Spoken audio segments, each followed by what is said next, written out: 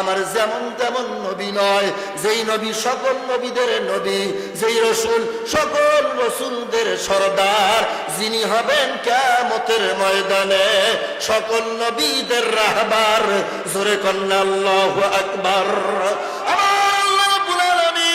আমার নবীজিকে এমন আদর্শ, এমন আখলাক নিয়ে পাঠাইলেন, ওই নবীজির প্রতি লক্ষ্য করেন আমার আল্লাহ রাব্বুল আলামিন কোরআনে একখানা আয়াত নাজিল করে দিলেন। আমার আল্লাহ রাব্বুল আলামিন ডাক দিয়া বললেন, হাবিব গো, যদি আমার বান্দারা, আপনার উম্মতেরা যদি আপনার প্রতি মহব্বত রাখে, আমি আল্লাহর জান্নাত তাদের জন্য যাওয়া সহজ হয়ে যাবে। কিন্তু যারা আমি আল্লাহর মহব্বত চায় কিন্তু আপনার অনুসরণ করে না, আপনার তরিকা অনুযায়ী আমার ইবাদত করে না, আমি আল্লাহ তাদের ইবাদত গুলোকে গ্রহণীয় করব না, গ্রহণযোগ্য মনে হবে না। আমি আল্লাহর ইবাদত করতে হলে আপনার তরিকা অবলম্বন করেই আমার ইবাদত করতে হবে। কথা বলেন ঠিক কিনা? ভাইজান আমার, আমার আল্লাহ রাব্বুল আলামিন ডাক দিয়ে বলতেছেন, বল হে নবী আপনি বলে দিন, ইন যদি কুনতুম তোমরা তুহিব্বুনাল্লাহ, আল্লাহর ভালোবাসা পেতে চাও, এর মানে হচ্ছে মুফাসসিরগণ লেখেন, যদি আল্লাহর জান্নাত পেতে চাও, যদি আল্লাহর মহব্বত পেতে চাও, যদি আল্লাহর জান্নাতে থাকতে চাও, এক নম্বর কাজ করতে হবে আল্লাহর ভালোবাসা, আল্লাহর জান্নাত পেতে হলে ফাত্তাবিউনি ইউহিব্বুকুমুল্লাহ। আমার আল্লাহ ডাক দিয়ে বলে আমার নবীজির অনুসরণ করতে হবে, আমার নবীজির ইত্তেবা করতে হবে, আমার নবীজির ভালোবাসা অর্জন করতে হবে গো।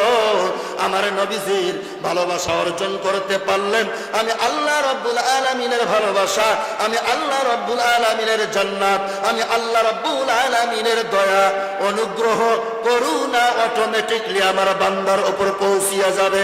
জোরে কন্না সুবহানাল্লাহ।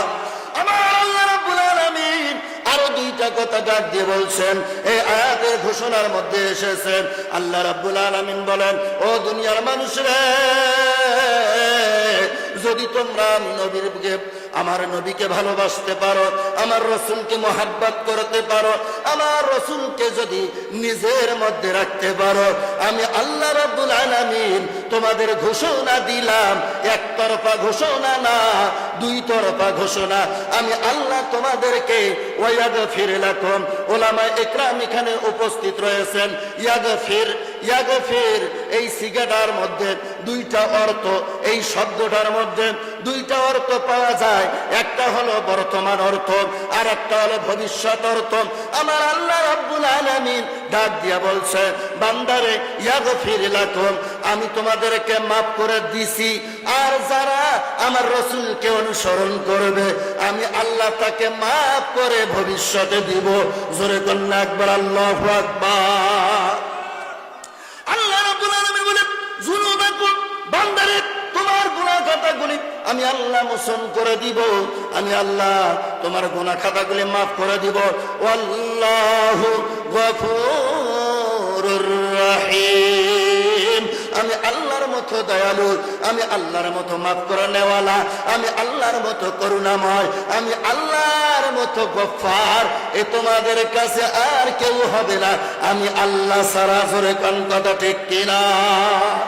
আল্লাহ রাব্বুল আলামিন আমার দয়াল নবীজিকে, আমার প্রিয় হাবিবকে এমন সুন্দর আকৃতি, এমন সুন্দর চেহারা দান করেছে গো, যেই চেহারার কথা একটুখানি বর্ণনা করলে আপনার খিদা হয়তো নিবারণ হবে না। সাহাবায়ে কেরাম বারা ইবনে আযিব রাদিয়াল্লাহু তাআলা আনহু বলেন, আমি যখন রাসূলুল্লাহর কথা শুনতাম আমার মনটা ভরে যেত। হযরত আবু হুরায়রা বলে, আমি যখন নবীজির চেহারা মুবারক দেখতাম আমার খিদা নিবারণ হয়ে যেত।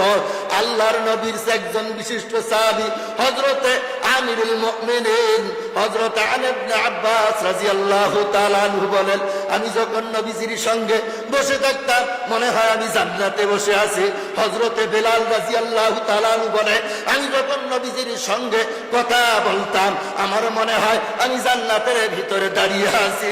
জোরে বলা যাবে নি একবার আল্লাহু আকবার? ভাইজান রে আমার, গভীর মনোযোগ লাগাও, লাইনে কেবল এসেছি, স্লিপ টিলিপ দেওয়ার ব্যবস্থা করিয়েন না। আল্লাহর নবী মুহাম্মদ আরবি হযরতে ওমর রাদিয়াল্লাহু তাআলা আনহু বলেন, আমি যখন আল্লাহর নবীর সঙ্গে থাকতাম, আল্লাহর নবীর কাছে যাতায়াত করতাম, আমার মনে হয় আমি যেন জান্নাতের ফেরেশতার সঙ্গে যাতায়াত করেছি। জোরে কন্যা একবার আল্লাহু আকবার। হযরতে হাসান হুসাইন আল্লাহর নবীর নাতি, এই হাসান হুসাইন দুইজন নাতি যখন তাদের খিদা লাগতো, যখন তাদের পিপাসা লাগতো, তাদের মা হযরতে ফাতেমাতুজ জোহরা রাদিয়াল্লাহু তাআলা আনহা ডাক দিয়ে বলতেন, এ বাবারে, বাড়িতে কোনো খাদ্য না, তোমাদেরকে কি আমি খাবার দিব? তবে তোমাদের খাদ্যের জন্য একটা জায়গা দেখে দিতে পারি, ওই জায়গায় যদি তোমরা যাও তোমাদের খাদ্য নিবারণ হবে, হয়তো বা খাদ্য মিলতেও পারে। হাসান হোসাইন ডাক দিয়া বলে, আম্মি জান, তাড়াতাড়ি বলে দেন ওই রাস্তাটা কোন রাস্তা? আল্লাহর নবীর মেয়ে হযরতে ফাতেমাতুজ জোহরা রাদিয়াল্লাহু তাআলা আনহা বলেন, ও আমার সন্তানেরা, হাসান হোসেন রে, তোমরা যদি খাদ্য নিবারণ করতে চাও, খিদা নিবারণ করতে চাও, খাদ্য যদি খাইতে চাও, তাহলে জলদি করে তোমার নানাজির কবরের কাছে চলিয়া যাও। আরে বেঁচে থাকতেই শুধু আমার নবী, তারে দেখলে খিদা নিবারণ হতো তা না।